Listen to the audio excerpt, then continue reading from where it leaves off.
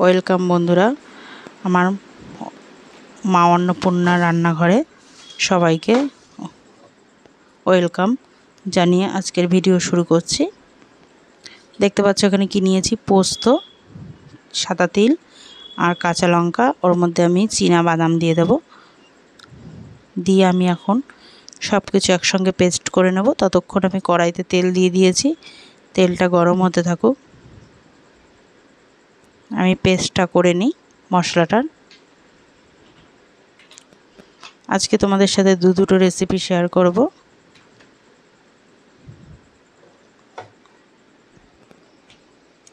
তেলটা আমার গরম হয়ে গেছে, ওদিকে আমার মশলাটাও হয়ে গেছে। এবার আমি তেলটার মধ্যে আলুটা দিয়ে, যে দেখো আলুটা প্রায় লাল লাল করে আমার ভাজা হয়ে গেছে। ছোট ছোট করে কেটে নিয়েছিলাম, লাল লাল করে ভাজা হয়ে গেছে। এবার এটাকে আমি তুলে নেব। আজকে তোমাদের সাথে আমি নেনুয়া রেসিপি একটা শেয়ার করব। নেনুয়াটা অনেকেই হয়তো চেনো, আবার অনেকেই চেনো না।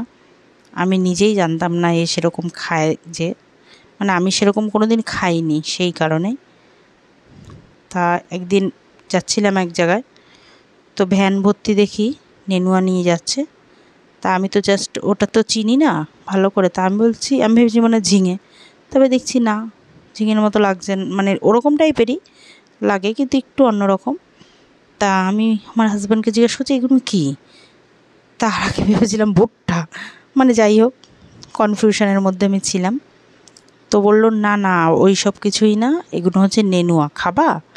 তা আমি বললাম হ্যাঁ, তাহলে নিয়ে এসো একদিন।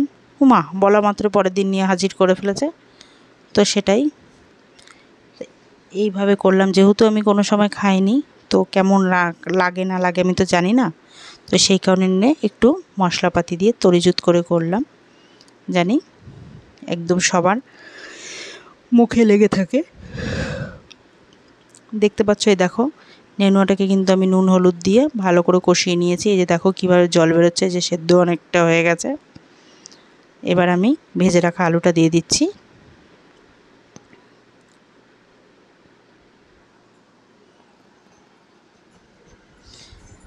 মশলা করে রাখা যে মশলাটা, সেটা দিয়ে দিলাম।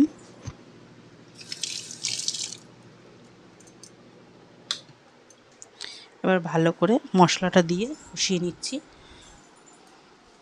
কষানো হয়ে গেছে, মশলা ধোয়া জলও দিয়ে দিয়েছি।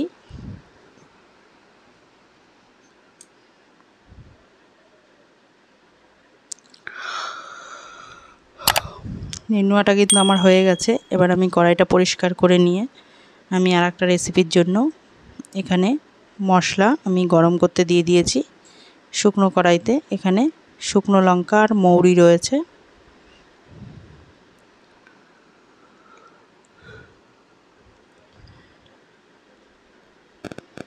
আজকে তোমাদের সাথে আমি পটল বাহার শেয়ার করব।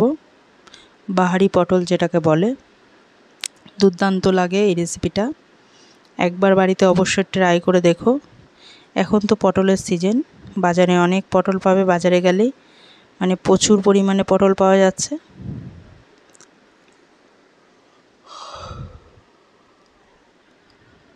আমার মৌরি আর শুকনো লঙ্কাটা ভাজা হয়ে গেছে, আমি তুলে নিলাম।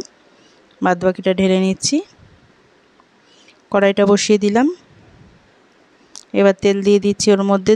তেলটা গরম হয়ে গেলে এর মধ্যে পটলগুলো দিয়ে দেব।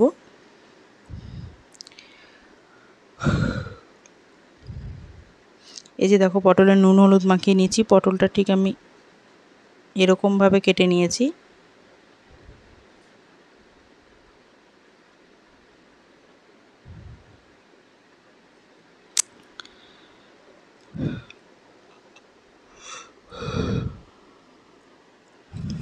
পটলে এই এক জ্বালা, যে পটল ভাজলে পরে তেলটা পুরো কালো হয়ে যায়।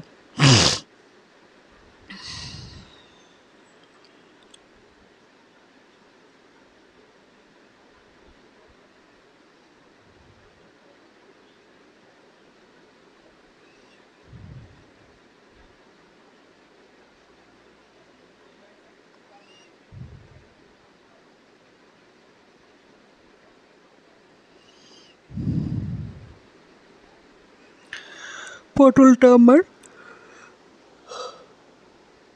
ভাজা হয়ে গেছে, ওর মধ্যে সব পটল তুলে নিয়েছি। এবার আমি তেজপাতা আর কাঁচা লঙ্কা ফোড়ন দিয়ে দিয়েছি, দেখতে পাচ্ছ। এর মধ্যে এবার আমি যে মশলাটাকে পেস্ট করে রেখেছিলাম,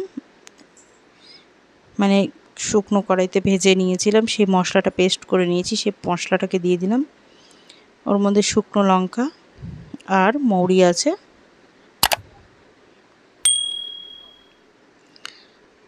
মশলাটা একটু আমি ঝোল ঝোল পাতলাই করেছি, কারণ এই মশলা রান্নার মধ্যে আমি কোনো জল দেব না, জল ছাড়াই রান্নাটা হবে, মানে যেহেতু মশলাটার মধ্যে একটু ওই জন্য পাতলা করতে হবে।